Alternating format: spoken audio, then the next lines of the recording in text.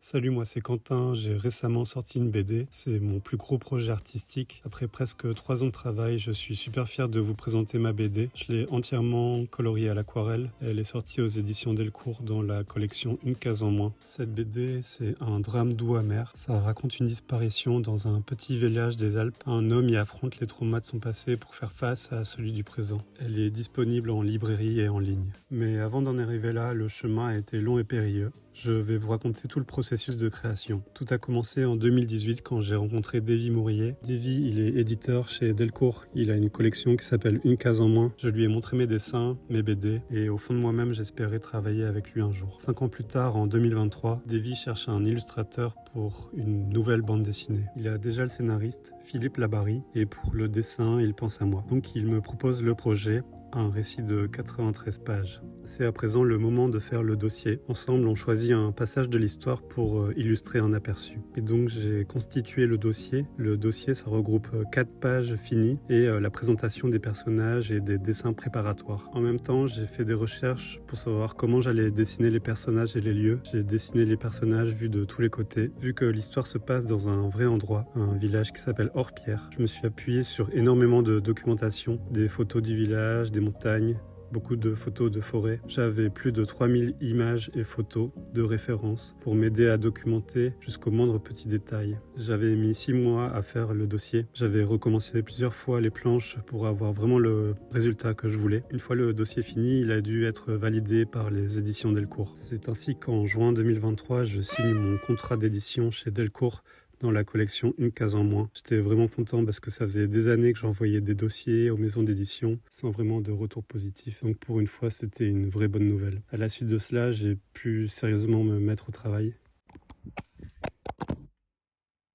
La première grande étape a été de faire le découpage, le storyboard. C'est un brouillon de toute l'histoire. Je crois bien que ça m'a pris 8 mois. Cette étape est assez casse-tête car il faut mettre en scène, transformer le texte en images, réfléchir au point de vue, au cadrage, au rythme, aux éléments qu'on montre et qu'on ne montre pas. Il faut réfléchir à toujours faire comprendre au lecteur les enchaînements de scènes sans jamais le perdre ni l'ennuyer. Heureusement, le scénario de Philippe était vraiment très bien. C'était un excellent support. À chaque étape, j'envoyais mon avancement à mon éditeur pour qu'il valide. Une fois le découpage fini, j'ai commencé les planches sur des grandes feuilles au format A3. Cela permet d'avoir beaucoup plus d'espace pour dessiner et de rentrer dans les détails. Pour chaque planche, j'ai commencé par le crayonné, un dessin juste au crayon pour pouvoir gommer, ajuster. Puis je passe à l'ancrage, je repasse au feutre fin noir pour faire le trait définitif.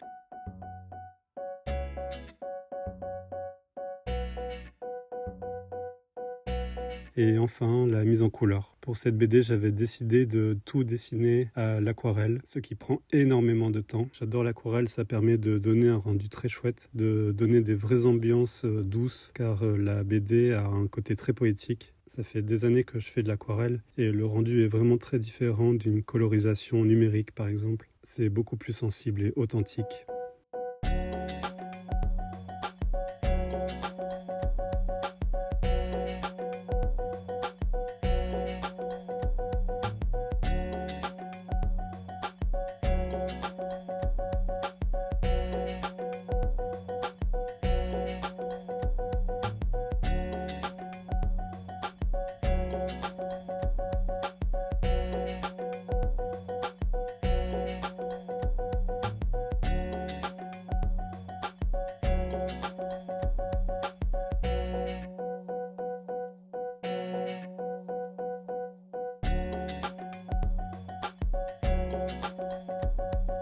Le problème de dessiner sur papier, c'est que la moindre erreur n'est pas récupérable.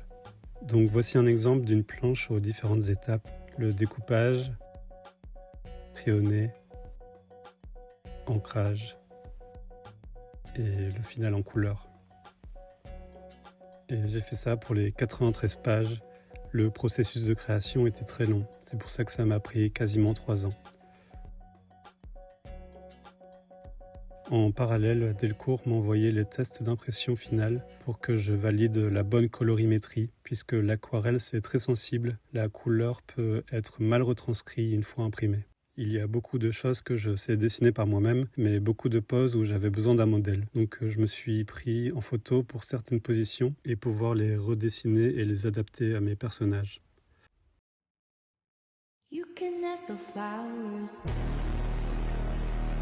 I sit for hours,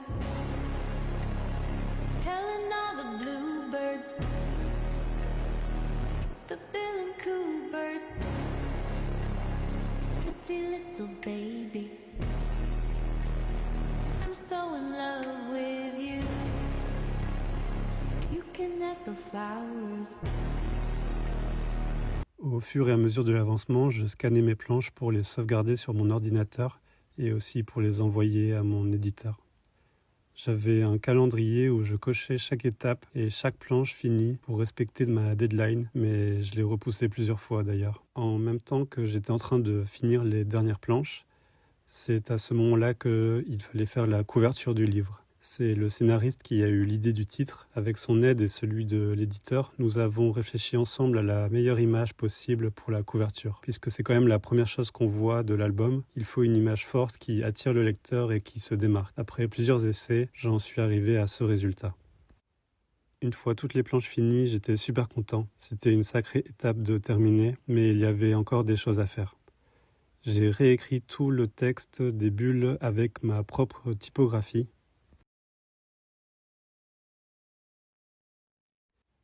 Et puis il a fallu faire toutes les retouches, corriger tous les petits détails à l'ordinateur. Donc ça m'a pris encore plusieurs semaines, c'était super long. Au début, je pensais que ma BD allait me prendre 1 an, mais au final, ça a été beaucoup plus long. Quand j'ai fait la première planche, j'avais 29 ans. Et quand j'ai fait la dernière planche, j'avais 31 ans. En décembre 2025, j'ai envoyé les dernières retouches à mon éditeur. Puis la BD est partie en production. 4 mois plus tard, elle est enfin sortie. Le résultat est super beau et j'en suis vraiment fier. J'étais super content de voir le résultat final entre mes mains. Jusqu'à la nuit tombée, ça raconte l'histoire d'un homme qui part sur les traces de sa sœur disparue 25 ans plus tôt. L'histoire vacille entre 2 temporalités, le présent et le passé. C'est un drame, mais c'est poétique. La BD est disponible en librairie et sur Internet. Je vous mets le lien en description. Merci d'avoir regardé ma vidéo et à bientôt.